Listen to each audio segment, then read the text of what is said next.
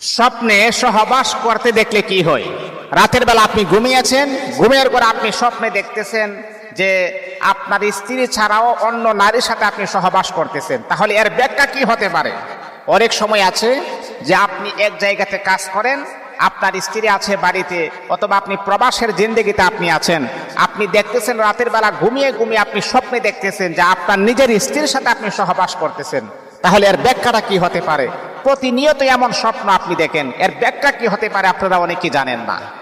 তাহলে দেখুন, একজন পুরুষ তাগড়া যুবক সে যখন ঘুমিয়ে যায় তখন ঘুমের ঘোর আমাদেরকে আউল ফাউল আবুল তাবুল বিভিন্ন রকমের স্বপ্ন আমরা দেখে থাকি।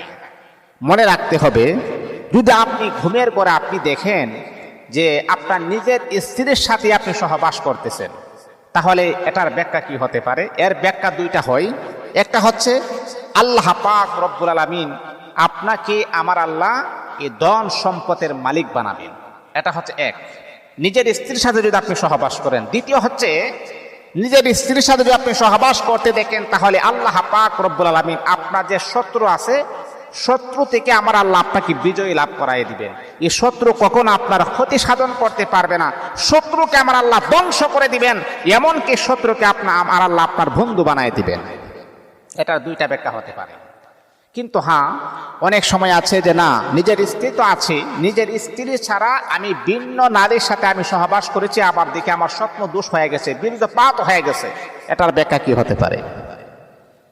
এই আল্লাহ তাআলার বান্দা, রাতের বেলা যখন ঘুমিয়ে যাবেন, ঘুমের ঘরে যদি আপনি এমনটা স্বপ্নে দেখেন, আমার নিজের স্ত্রী আছে, তারপরও তার সাথে আমি সহবাস করতে দেখি নাই, অন্য নারীর সাথে, পাড়া প্রতিবেশী অন্য নারীদের সাথে আমি সহবাস করেছি, এমনকি আমার বীর্যপাত হয়ে গেছে, তাহলে তার ব্যাখ্যা কি হতে পারে?